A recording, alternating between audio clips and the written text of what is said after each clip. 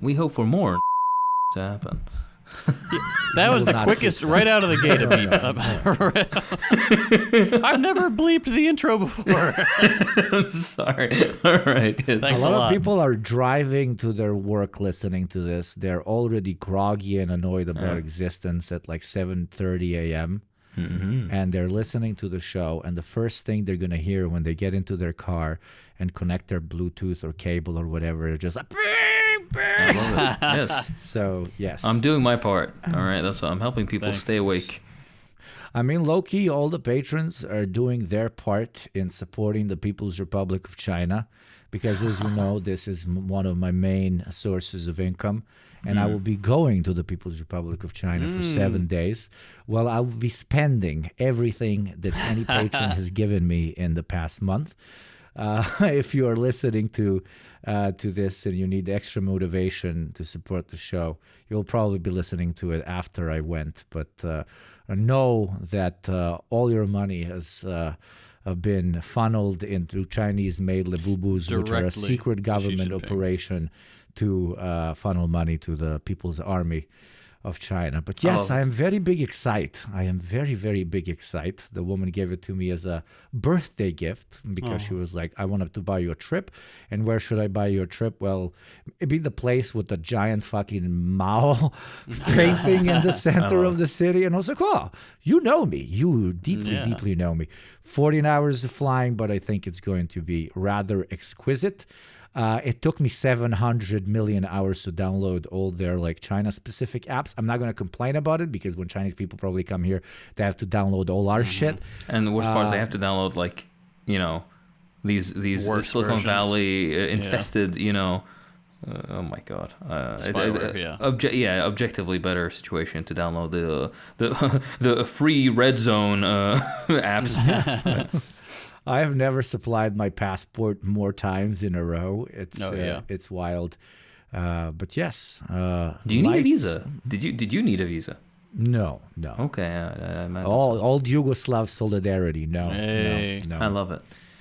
They got we got like especially if you're from like ex-Yugoslavia, and then you also have like if you have two passports, one from ex-Yugoslavia that is not in the EU and an EU passport.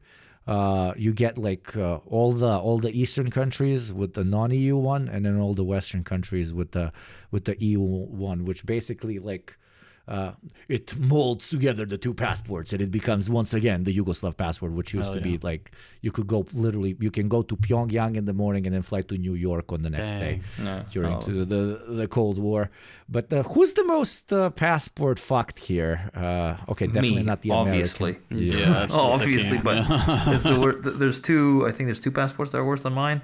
It's the Syrian one and the Afghani one, I think. And even then we're like competing for some reason. Like Iraq has been quote unquote relatively stable, quote unquote, especially compared to Syria and Afghanistan, right? Yeah. But for some reason the passport still sucks balls.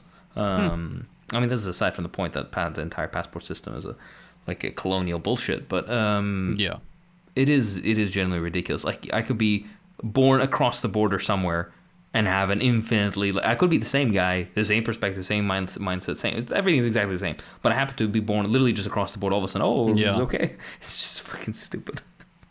But yeah, you go where in China are you going? I'll bleep it. Yes, please. It's such a big fucking country. Even if I say one city, it's insanely they'll be able to notice you will be the largest man in China. They'll immediately know. Who is that? Oh, wow, that must be the Shanghai Tower. No, it's not. That is not a bad point at all. But yeah, it's Beijing. You're going to be at least a foot. What's up, Beijing? Hey. I'm gonna say it right as I get to the first police officer. They're going to be like, business with pleasure. And I'd be like, what's up, Beijing? And then arrested and be like, no, it's a meme. Don't you get it? It's like very complimentary. But yes, the capital city, fully give myself to it. And then maybe in a year or two when Hakeem gets his passport improved, we can all go to the more cyberpunkish ones together, the three of us. That would be, dude, I am that would be lovely.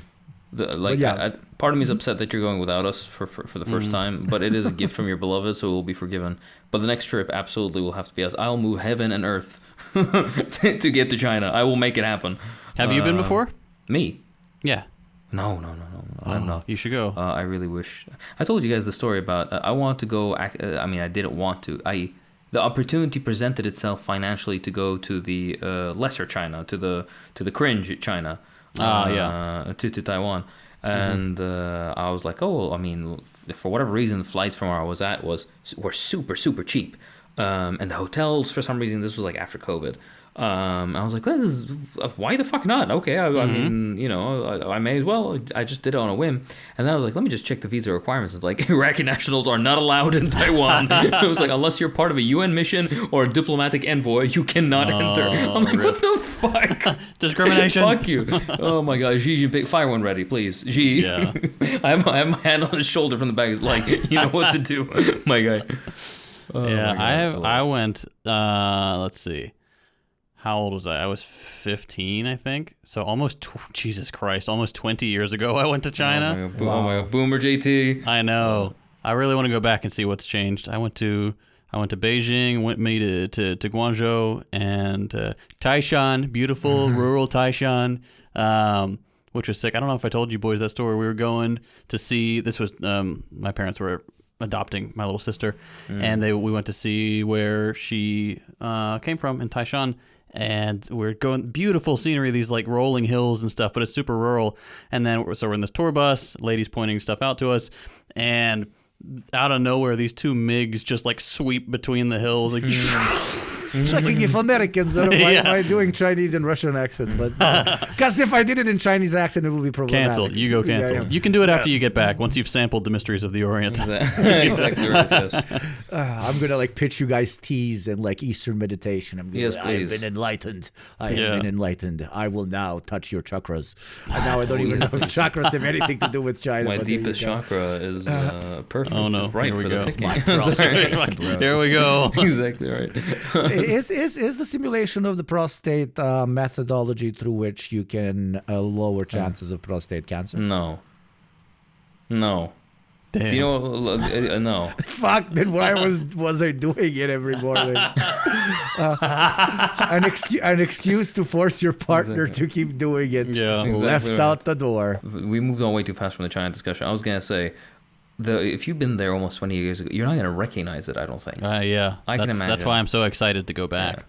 Yeah. Dude, even then, it was what I was struck by was how clean it was, like compared to U.S. cities. I was like, damn, not a piece of gum, not like a straw wrapper, nothing. That's because they're evil, authoritarian, robotic Asiatics, Habibi. That's why.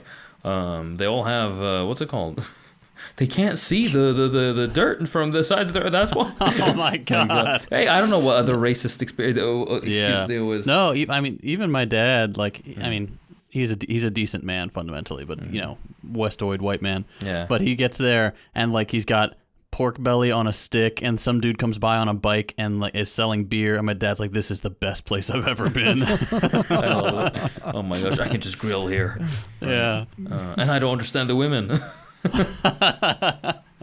My God. Was it hard with English back then? Because or kind of in the rural area, I'm guessing. The rural, no one spoke English, which understandably. Beijing was fine. Guangzhou was mostly fine, I would say. There were always people you could find. At least. Is it like cafes and like this kind of hotels? They speak English, but outside it's difficult, or? Yeah, like the average person on the street back then, at least, you'd like kind of have to do hand gestures and stuff, and they'd understand some words. And then like the restaurants and stuff they'd see the Americans come in and they'd reach under the counter and hold out a menu with pictures on it, and you just point to what you want. I really hope that has stayed, because I will. It probably has. Now we have like different like fucking phone shit. I paid like $10 for some like picture translator thing that you can like snap stuff off, because I want to know what the signs mean, especially in like places that I'm definitely going to visit that are related to celebrating the revolution and so on. But still, I am very much, I have to admit to this, even though I do not consider myself Western in any shape or form. I've been spoiled by the sentimentality of, global English domination in all of my travels, right? And I've traveled quite extensively. For example, the Arab world, you can pass with English. Western Europe, obviously, you can pass in English, except in France, I guess. In America, it was difficult with English. Practice my Spanish. But yeah, I remember even Russia was like relatively easy with English, but so now I'm going to test my ability to gesture and so on.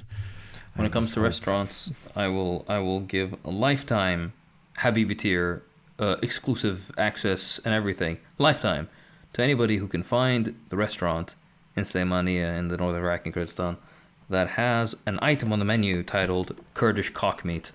Actually, the person who snaps a picture of that and sends it to us will get a lifetime Habibi tier.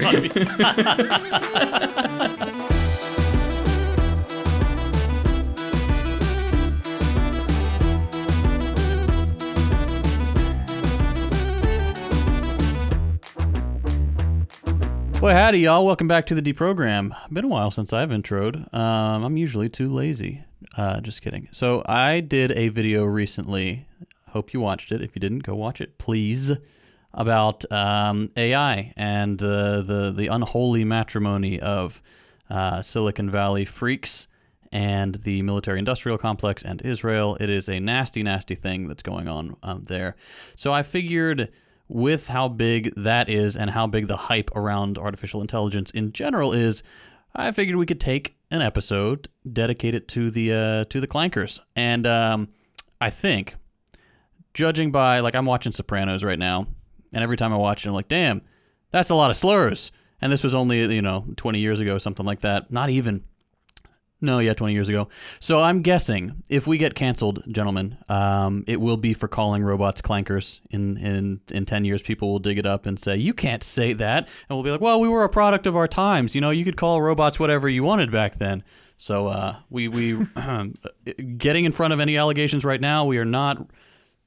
What's the equivalent of racist for robots? We're not species, but they're not a species. Yeah, they're not a species, and we're gonna get canceled for that too. Maybe, yeah, it's like I know we can claim ignorance, like we never met someone like that. That's why we were negatively predisposed. But now my best friend is a Klankkker, and a person of. Metallic body. Some of my best apps are Klankkers, okay? Oh my God. I rely on a lot of Klankkers all the time. I got a Klankkker Christ. Fucking butler, dude. It does feel wrong. The floor is so good. I am unironically a human supremacist. No, it fucking does not. Fuck them Klankkers. What? No, the bigger problem is that once the aggregation gets really good, and when we have AI in 300 years, because we currently don't fucking have it, they're gonna go through all content ever made, and then probably designate one of my children, if I'm lucky enough to have one, as genetically predisposed to guerrilla warfare against the robotic revolutionary guard or something. When the new contradiction is between metal servants and synthetic and organic in a proletarian society, which ironically would be a contradiction, but that's a whole fucking We're getting off the rails.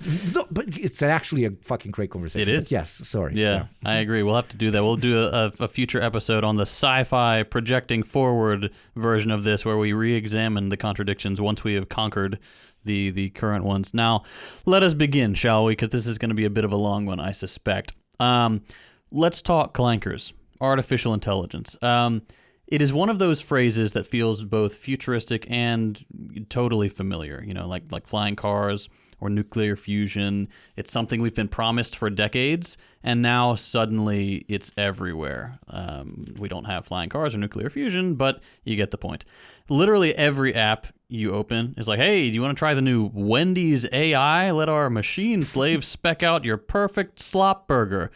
And honestly, like I'm exaggerating a little bit, but it does seem, at least to me, like suddenly everything needs AI tools, and it feels like ridiculous.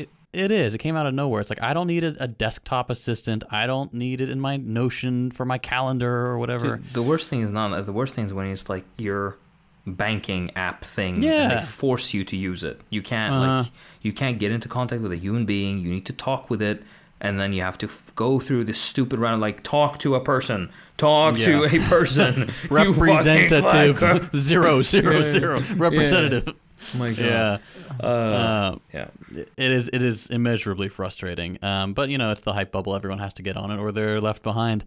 But before we talk, bubble to pop, Jesus Christ. Right? Yeah, it will be interesting to see for sure. But before we get to that, and all the killer robots and sentient chatbots or techno utopias or whatever people are saying is going to come next, we need to rewind a little bit, I think, and ask what actually is AI, because I feel like that's a question a lot of people have that doesn't really get answered all that often. At least some older people, or people who don't care about internet. At its core, AI is not some magical computer brain like your uncle thinks it is. It is a set of tools. It's algorithms that learn patterns from data, and they use those patterns to make predictions and make decisions and write you smut based on your favorite cartoon characters. What,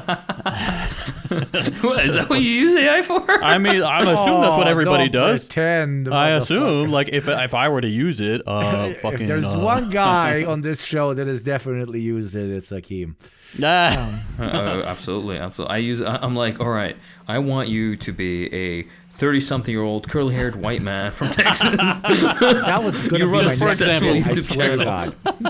Hakeem's like, make this theory text longer and denser, please. Like, don't summarize it, make it worse.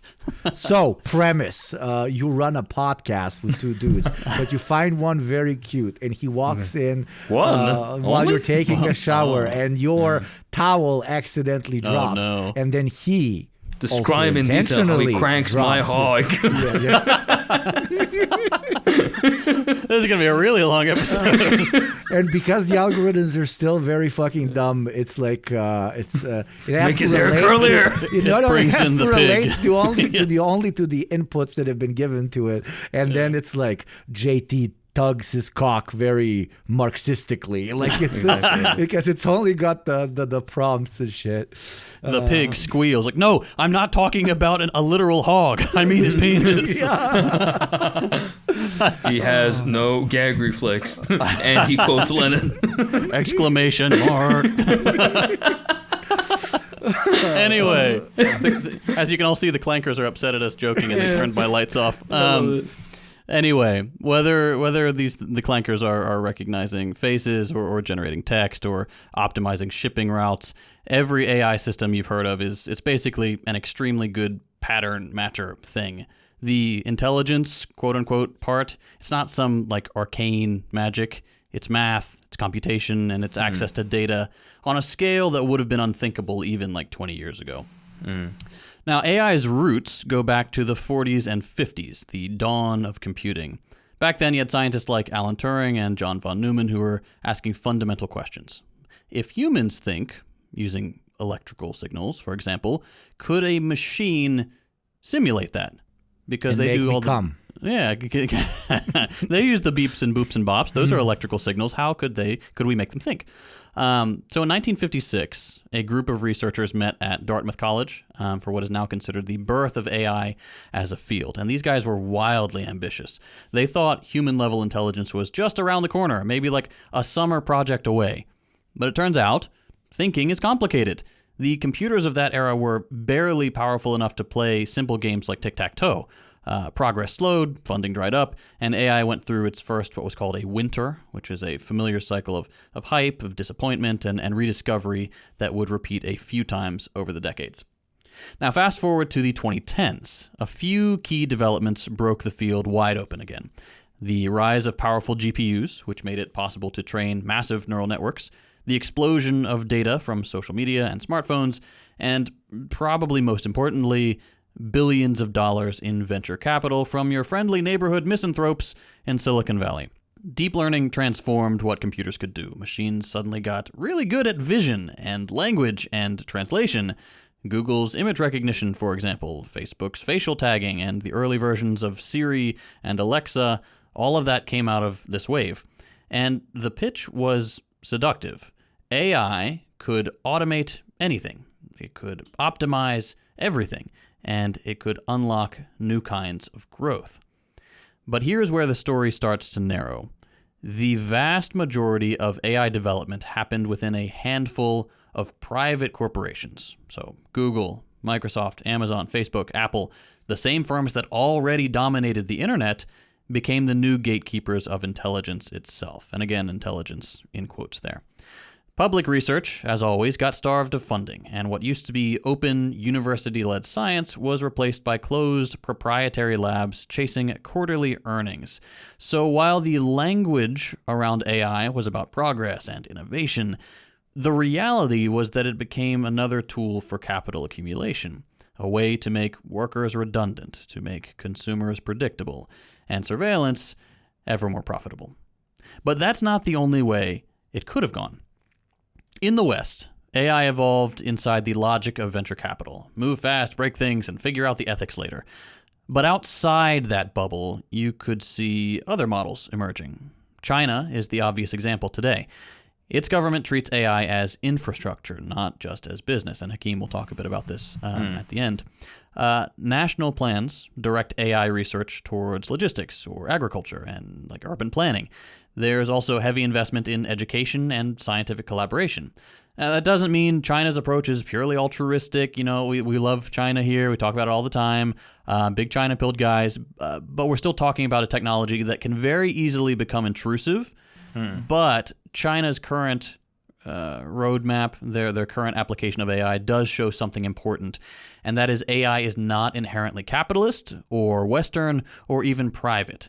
It is a political technology. Its function depends on who controls it and why. Other countries are beginning to catch on. India has been building open government AI systems for medical data and language translation. Brazil and South Africa are using AI for agriculture and resource management. And now, with the rise of BRICS, there's a growing push to build a framework for sovereign AI, systems that are locally developed and resistant to Western corporate monopolies. Whether that will succeed in the face of the constant, vicious Western aggression remains to be seen, but it is a fascinating countercurrent, at the very least, to the cancerous Silicon Valley model. Now, political differences aside, here is what everyone agrees on. AI is not going away. The Pandora's box has been opened. By 2030, AI is projected to add up to $15 trillion to the global economy.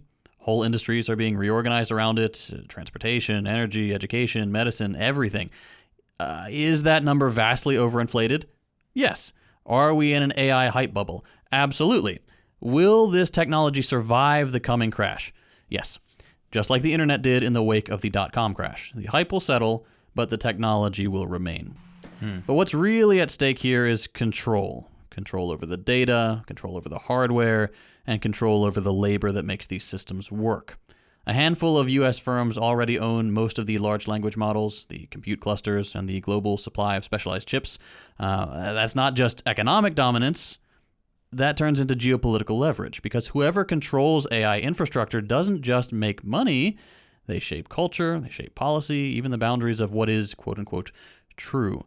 If you control the systems that generate the world's information, you control how people see the world. Ask any LLM what happened at Tiananmen Square, for example. Guess whose answer you're going to get. Yeah. And do seriously try that. It's eye-opening.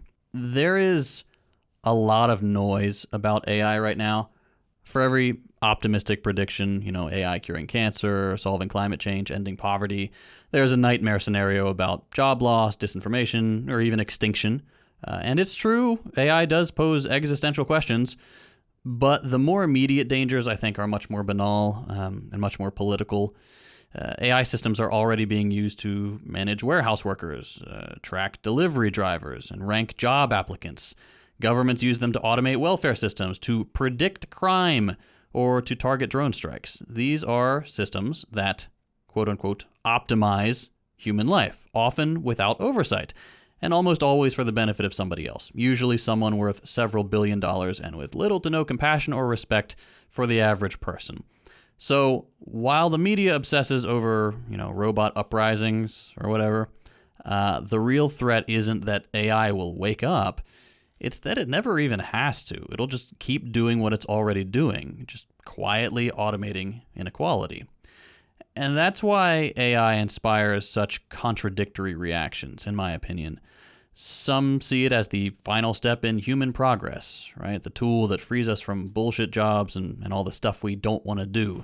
Others see it as just the latest step towards a fully automated surveillance state. But I think both views miss the same point. And that is that technology doesn't really have a politics until people give it politics. It's the system that it's built in, the system that it's deployed in. Like the same system that predicts crop yields can also predict what the U.S. calls threat levels.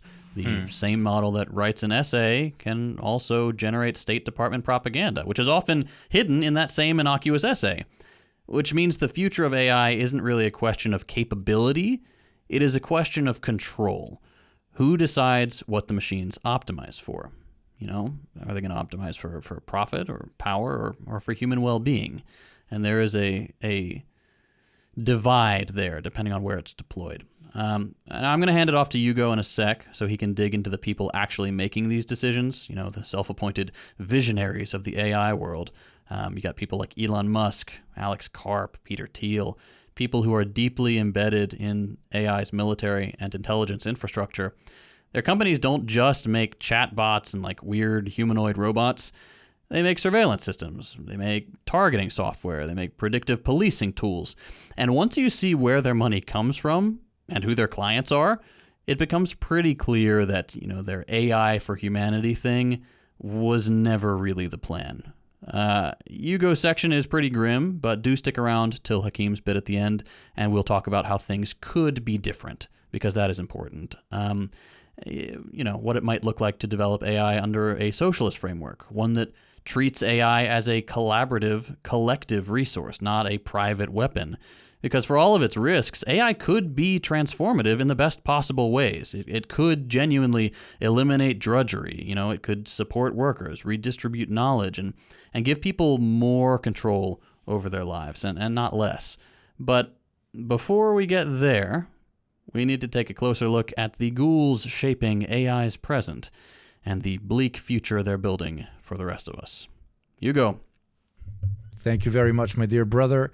And when I sat down to think about who to talk about, I realized there's far too many figures to count on 5 hands or cover during a segment of one show when it comes to the proud men and women wanting to turn technological advancements into tools of imperial overreach. So I decided to limit myself to 2.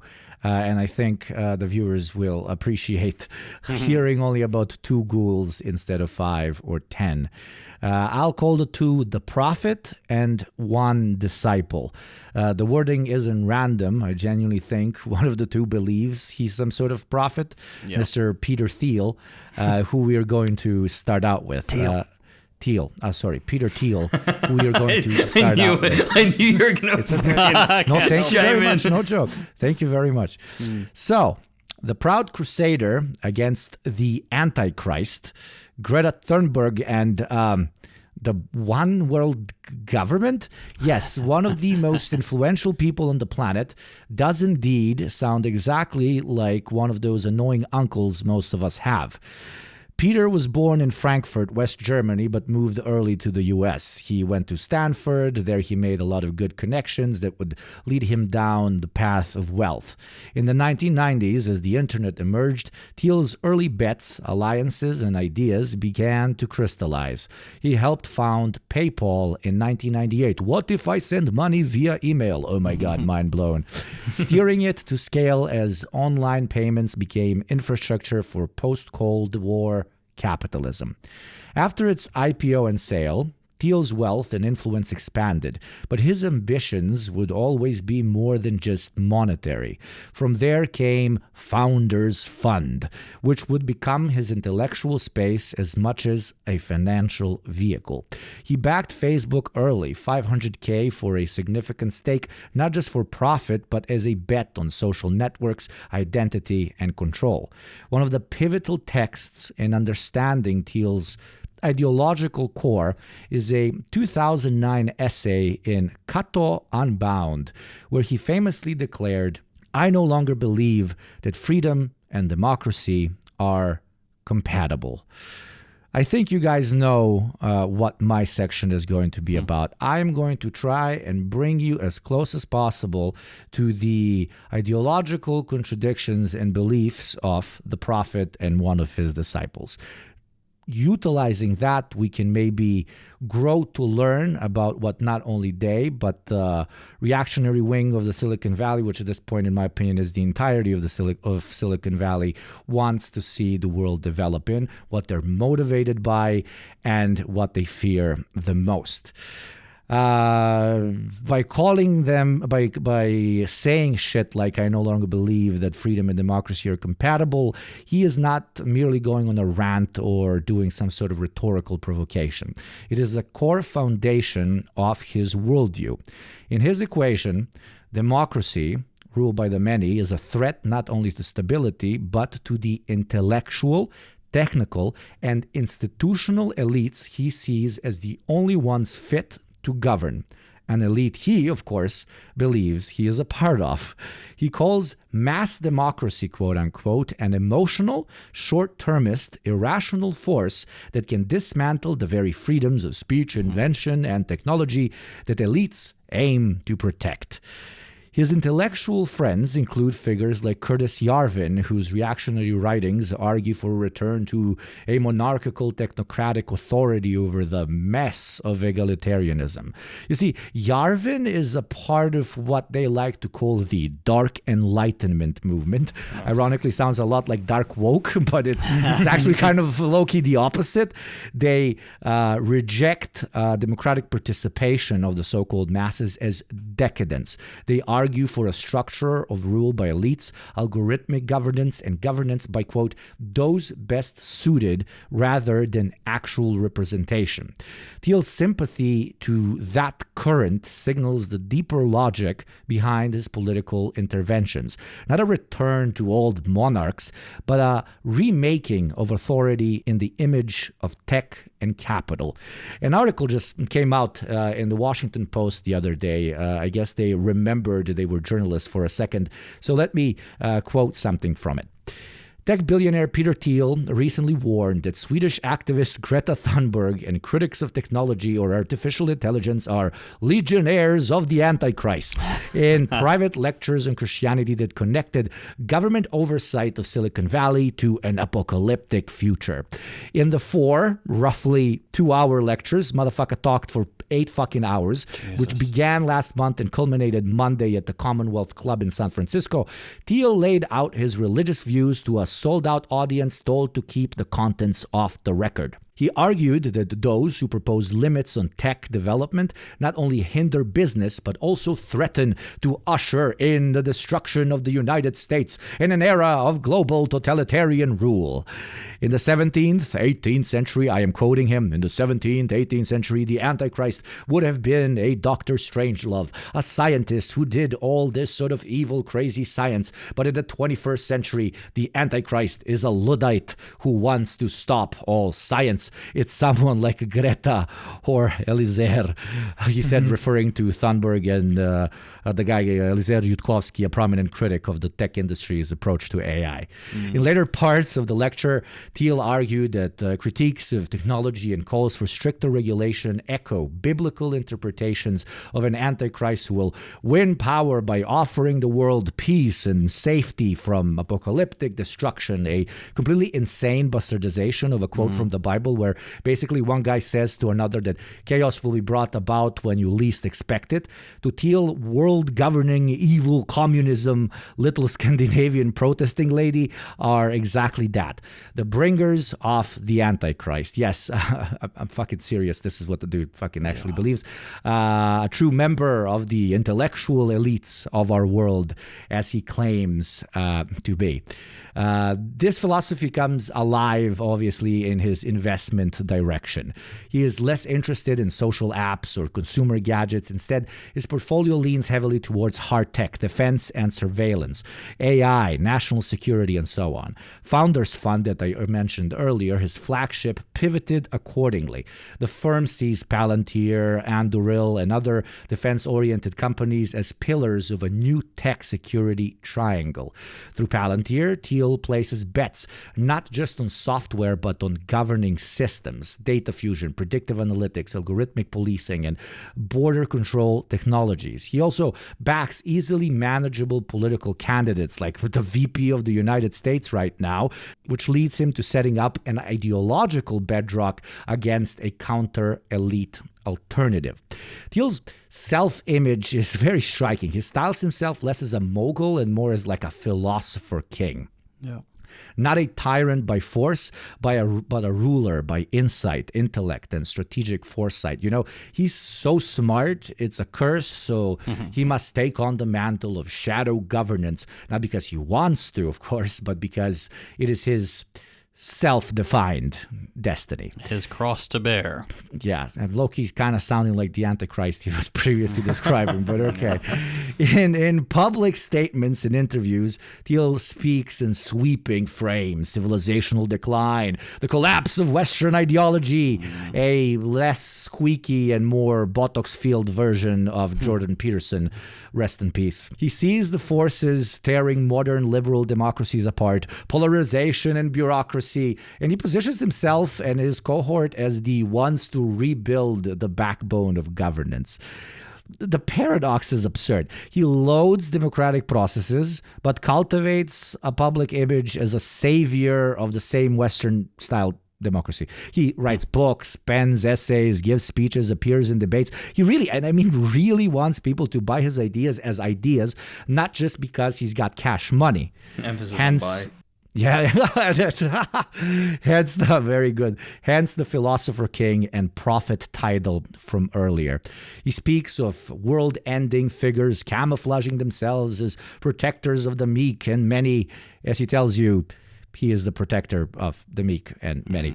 Whether he is a true believer or a self-styled professional designer of a new reactionary ideological pitch, I don't know. But either way, he's either fucking stupid, fucking evil, or fucking evil and stupid. But with that amount of money, you can be a chihuahua and still cause irreparable damage. Which leads me to the man he kind of birthed to an extent, even though they agree on 99% of things, they might have slightly differed.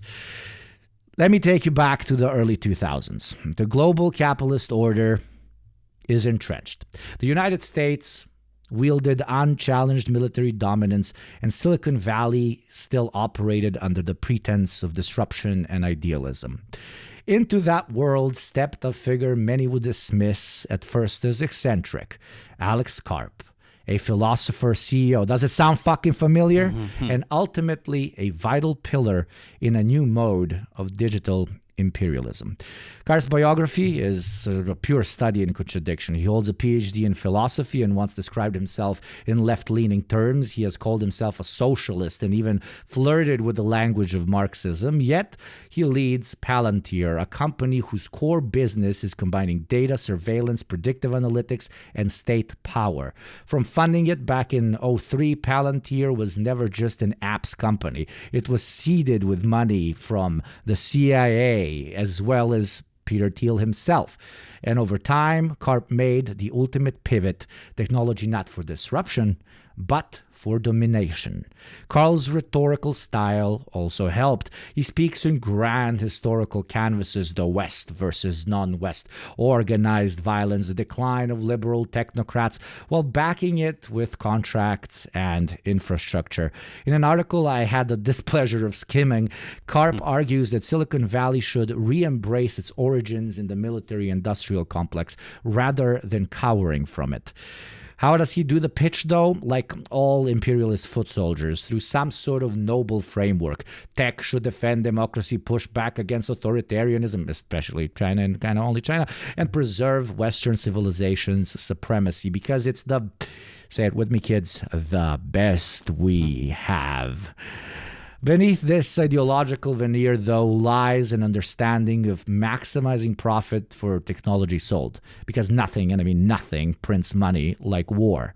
As Palantir scaled, Karp ensured it remained deeply entangled with state power. The U.S. government is one of its largest clients, with a new addition to its rooster, immigration control and Israel. The software tools Palantir builds don't just assist in administrative tasks. They're weapons of war. Data pipelines that cross borders, algorithms that predict dissent preemptively, and systems that surveil populations invisible to oversight.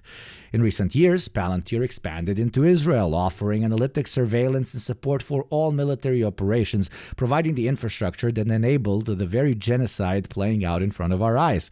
They literally bragged that they've been making more bank from Israel than ever since October 7th. The U.S. effectively outsources many of its surveillance tasks to private corporations and through them to allied companies as well, without having to inform the public. Palantir is one of the primary contractors in that alternative approach to offering military aid to states participating in problematic behavior. His public persona is also exceptionally carefully calibrated. He dismisses both woke tech culture and uncritical militarism, positioning himself as some sort of like pragmatic, patriotic philosopher guy. He rails against Silicon Valley's fetish for social media and ad-based revenue. He sees academia, especially progressive elites, as having betrayed truth and surrendered patriotism. He critiques them for surrendering completely to the profit motive, developing commodities for the sake of consumerism, but then he takes that analysis to a brutally reactionary conclusion, serving the capitalist state and its military instead of, degenerate consumers. I must add, a very, very historically classic pitch to domestic intellectuals throughout fascist regimes of the past, from Hitler to Mussolini. The military and capital must come closer together. Enough of the frivolity of placating the masses. Capitalism turned violent, which is what TLDR, if you didn't hear, fascism to an extent even is. He argues that the West must reclaim its mind share, that if tech abandons the task of coercion and control, adversary powers will fill the vacuum. He frames everything as a tech arms race. Global order depends not on redistribution or solidarity, but on winning dominance in AI, signals, surveillance, lethal automation. In one shareholder letter, Karp quotes Samuel Huntington. The rise of the West was not made possible by superiority of ideas or values, but rather by superiority in applying organized violence. He is explicit. Western civilization's legitimacy does not lie in moral soft power, but in death-dealing infrastructure. And he insists tech must be unapologetically wedded to violence in order to preserve dominance. Intellectually, Karp tries to anchor himself in the Frankfurt School, critical theory, even a bastardization of Marxism from time to time. He liberally borrows categories like systems, ideology, false consciousness. He even uses those particular terms, but he discards any emancipatory content that they are intended to display. His dialectical materialism is sanitized. Power is reframed as technological dominance. Struggle is reframed as contest over cyber weaponry. And class is occluded by some weird civilizational binaries of us versus them. He wears a mask of critique, but only critique of all which risk allowing the world to evolve. We must see Palantir and Karp not as aberrations, but as a crystallization of just colonial logic in the modern age. Data extraction replaces resource extraction. Algorithmic control replaces territorial control. Subjugation is less about tanks and more about predictive policing, metadata profiling, targeted strikes guided by models. And the saddest part about this guy, it's late stage capitalism manifest. He's likely not even guided by his need to protect, quote, Western hegemony because he's just racist, the way it usually goes, like 99% of the time. Dude is like a black Jew, right? He's guided by us versus them because he happens to be us. Such a minuscule perspective on our species. The saddest thing about him is that he's profoundly intellectually lazy. And before I hand it over to my dear friend Hakeem to give us some positive light, what do you guys think these two dudes are? The way I pretty much view them is everybody screamed at them that Silicon Valley is the future, that they are going to liberate us from ourselves and from every struggle of the modern capitalist contradiction, to sound nerdy for a second. But the only thing that inspired is a bunch of capitalists that want to make sure that their status quo continues, but combined with the insane narcissoid belief that tech is the only, that tech is the only resource of the future that matters, at least the most important one.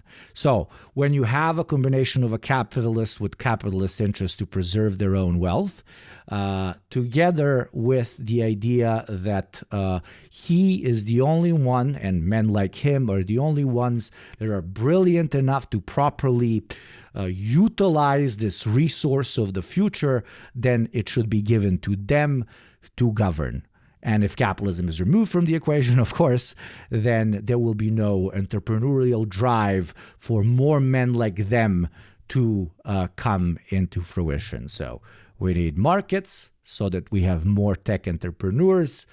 And then the tech entrepreneurs need to be hammered into strong military chuds instead of little nerdy boys that make apps, so that said system is defended and said hegemony is defended. So yeah, a bunch of freaks, said in normal people terms.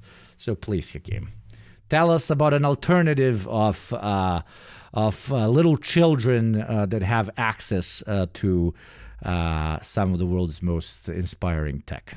Of course. Very beautifully said from both of you guys, as always. My bit is a little bit more, I guess, speculative, because we don't know how this will look, at least currently. The idea is, how would any of this sort of tech be employed or used or applied, at least in a socialist society? Now, socialist society, we specifically mean a country, or the world, hopefully, but this, being realistic, could be in a single nation that has the means of production owned partly by state, partly cooperatively, in some interesting mix. The economy is planned. There might be some sort of limited market, but it is not the defining mode of managing or distributing goods and services. There is a set structure and schedule to how things should be done, generally related to economic development, infrastructure building, and so on and so forth. That's the core of it. There's much more that would be relevant to the social discussion, but that's what I mean when we say how it would be used.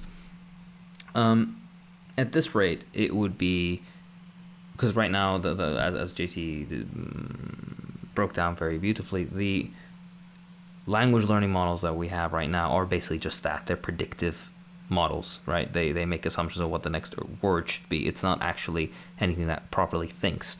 What's great about this is that you don't need it to be any more complex than that for the vast majority of economic planning, right? Economic planning is input and output tables of certain, for example, raw materials or services or whatever else that are managed according to the way that they are extracted, refined, supplied, and the logistics of how they're delivered. All of these details can be, I guess, summarized and properly placed into table form for calculations to be made. Then afterwards, what you end up having is like fancy models to extrapolate or predict changes based on weather conditions, based on population transfers, based on all these details that you have, and that's kind of where it would come into play, right? For the vast majority of the time, it would be used to reduce the total amount of labor time that goes into everything that's required within the economy. Unlike in the vast majority of current capitalist application of AI, where every JT was joking about your fucking Domino's app has to have an AI chatbot that you need to talk with. All this shit is fucking pointless and stupid. The point of it is to reduce the net amount of work that people have to do. That means eliminating the jobs that would be more or less redundant if this technology is widely available and accessible, and then retraining of people who had previously done those jobs into things that would be directly beneficial to their background and would allow them to kind of shift to some parallel form of labor. And now, the way that this would most likely be done would be stepwise. I'm thinking, for example, in my field, healthcare, there's significant usage applications for AI. One of the most, I mean, this is still being developed, but the Chinese, of course, unsurprisingly, Chinese are at the forefront of this. But one of the things that are being developed right now, for example, is across the world, the entire world, there's a shortage of radiologists. A radiologist is basically the physician who's specialized in interpreting, carrying out and interpreting X-rays, CT scans, computed tomography scans, MRIs, so magnetic resonance imaging scans, PET scans, so on and so forth. That's kind of more nuclear medicine, but it's still a related field. Regardless, there's not enough of these. There's a net shortage everywhere in the world. The sheer load of kind of like quote-unquote nonsense scans, like simple fractures, bone fractures, that eat up people's time, radiologist time or specialist time, is ridiculous, right? This is something that can very easily be trained away through AI to be able to be basically picked up, and you get a yes/no answer, and only if there's like a question mark, we're not so sure about this, then it goes to the physician to double check. That would open up so much room and time, and reduce general waiting times for radiologists for scans that need to be done, which would subsequently mean better healthcare outcomes because things would be caught earlier. Nobody would have to sit there and wait 2, 3, 5, 6 months, a year to get a scan for something, which would then, as a result, improve life quality of people, fairly cynically improve the productivity of society. There will be a lot less lost labor hours, quote unquote, from people. And that's only when we're talking about simple x-rays, fractures, and whatnot. They will get a point where it will be able to read fairly sophisticated or complicated cases such as discrete pneumonias, certain forms of cancer analysis that are done as well. It's already in the works, but it's highly specialized. I'm talking about when it gets more developed. Another one is, for example, a lot of primary care stuff as well, right? You come in, you have a routine blood test that you take, and you have some very basic symptoms, like nothing too complicated, a cold, let's say. The interpretation and the delivery of accurate enough, at least, like a clinical, not clinical exam, what's the word I'm looking for in English? Diagnosis, thank you. Accurate enough diagnosis could be done for your 4-year-old that has a bit of a cold, all right? Of course, it shouldn't be done for highly complicated, you just got kidney transplant, right? That's not what it should do. But this also would greatly reduce the amount of labor hours required to do this work. Now, replicate this on every other field. I'm sure anybody who's listening to this, think about your work. there is something there that can be done. People who work as paralegals or lawyers or whatnot, there's a lot of paperwork there that you have to drudge through that most likely you don't have to, at least the very simplest and basic ones. Teachers, for example, having to create certain, teaching programs or schedules, right? Of course, you read through it to make sure everything's all right, but you don't need to sit there and meticulously write every fucking line when it's something that is relatively straightforward. I'm sure there's also even mainline production, manufacture and whatnot, where it could be sped up. I'm sure, and I know for a fact that in China they've now started these dark factories. That's these 24/7 robotic, basically, factories that work around the clock, and the only person who the only relevant work by human beings done there is oversight and maintenance. And like some general cleaning and stuff, but otherwise it's a factory that goes on.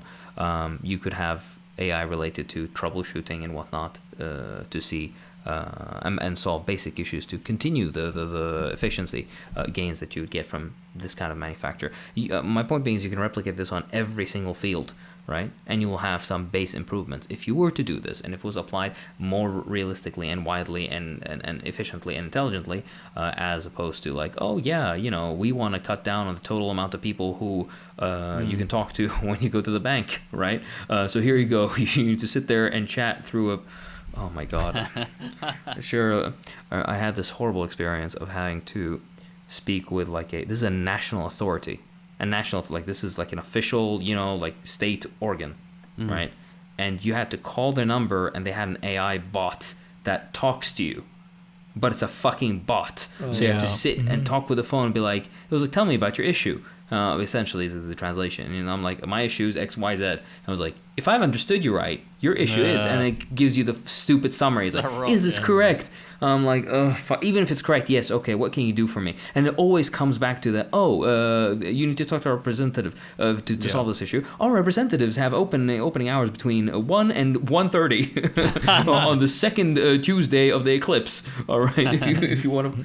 Yeah. Instead of doing it that way, then you can have a much more uniform application that will actually benefit the vast majority of people. To the end of the thing that every logical person wants, the end of reducing the work week, reducing the net amount of hours people work, net and gross hours that people end up working, so that in the end you may actually be able to enjoy life. You can do the Marxian adage of gooning in the morning, fishing in the evening, critiquing, and then gooning again, or whatever the fuck. You understand what I mean? 8 hours for work, 16 hours for gooning. Exactly right. Yeah. So that's the I guess crux of that delivery. But the modern, I guess, development is really so highly throttled by two things. Number one, the vast majority of AI usage is frivolous. Like the ChatGPT bullshit is, let's generate an image of a crocodile riding Shrek with his I don't know, this stupid shit, right? I want to see Donald Trump but yassified. Like it is right, which is I kind of want to see that though. Yeah, oh my God, the art is dead. Right. And this kind of also creates this. There's two things. Number one, you have this superfluous usage that's just very environmentally damaging and whatnot. We're not gonna get into it. I mean, we kind of touched on it a little bit earlier, but that's a nightmare there. But more importantly, it create this along with the bullshit usages, like for example, you like your pizza delivery app or whatever, having AI chatbot. This stuff creates this, I guess, cynical, negative outlook, which really sours people on something that otherwise would be very useful, right? I don't know if you've ever had certain basic usage things for AI. You want to some list or something that you're writing up, and you're basically it's fucking bullet pointed in some stupid way. You throw it and it's like, can you organize it so it's in a fine, nice table instead of instead of just being disorganized, and it comes out very nice. If it was just restricted to this, which is the way that would be logically implemented, then you'd have this kind of symbiotic relationship where you don't have to be so distrustful, especially when it's not being used to extract every last penny and every last advertising dollar out of you. And that's the small amounts of usages we're seeing outside of the that same map. I'm talking about North America, Western Europe, Australia, South Korea, and Japan. The international community. Exactly right. Yeah, everybody else is DLC, as Hugo says. But the few things that I've seen that are interesting is this agricultural analysis that the Chinese do through AI, where it's like, oh, the irrigation networks, how are you supposed to irrigate different kinds of fields and whatnot. They have scanning through drones that does this. This shit is genuinely like, oh, they're living in 2050, right? Oh, what is it? What horrible slur is on the No, tip of your tongue? it's not a slur. It's not a slur. I remember seeing this stupid meme where it's like, some guy is like, oh, I was missing my girlfriend, and I asked her to send me a picture. And she sent me he's joking. He's like, she sent me a scan of her ass. I'm living in 2050. It's like a 3D model of in like Autodesk Maya or something. And whenever I say living in 2050, I always remember that meme. Very stupid. You make that the thumbnail of this one. I'll send it People probably did that back when we only had fax machines. Oh yeah. Like definitely fax there was me that hog. Yeah, so many faxed cocks, dude. Probably like how would that even work? What do you just put it in the scanner? Dick pic. It would be complicated. You had to have like a bunch of printed pictures of your dick, and then you just forwarded the picture, right? I'm wondering, has somebody done that? Has somebody scanned? Absolutely, 100%. That must be That done, was probably right? the first dick pic. Like it was definitely faxed. Hold on, let me look this up. What Did does anyone a Xerox ask ChatGPT? look like? Let's take a look. That's a great on. question. I love look. What does a Xerox of a penis look like? And what's it called? Like other people have asked Google, is a 3-inch penis enough? Why is it penis? Why is it double S? Hold on. Oh wow! Actually, they do have an image here. But that's like Nice. a photocopy. That's not a... There's the thumbnail. Yeah, that's how you do it. You would do because faxing would basically be a photocopy. But if you're in the office and like, I don't know, somebody calls you on the wired phone. Okay, now we're really going into the 90s. And like you don't have access to a camera and to a way to develop film, you would like sneak into the Xerox room, and then you would slap it on top of the photocopying machine, right on the Accidentally scanner drop the door thing on your hog. Just hear a muffled yell from down the hall. There is oh my god, there's an artist named Judith Brown who would photocopy basically just a bunch of garbage, not real art, as always, this modern fucking bullshit. Oh, there's just a fully that's his blown reactionary strain, I swear to No, God. I'm super reactionary. I go to modern art galleries to laugh. That's why I do. I go and I'm like, your art, your quote unquote art is a disgrace. You should be drowned in the canals of Venice. I disavow. But I will go and I'll okay, laugh but and I'll spit on your fucking banana taped to a wall. I disavow. Taiwan. Please, I'll I disavow. be the Please, enlightened centrist on this one. probably the smartest thing to be. But I was going to say is, while I was looking this up, there is, of course, photos of people who have photocopied their ass. But also there is for some reason, electron microscope scans of the developing human penis. And it's showing them at different weeks. Like, this is what a 13-week-old penis looks like. Why? Kind of fucked up. Why? And then... Why are you looking at pictures of I'm not... This came up. It's medical. Oh, I'm a doctor. This just came up. I'm fucking with you. No, God bless. Yeah. And then there's oh my gosh, I love this. Dickinson and Legman, I love that.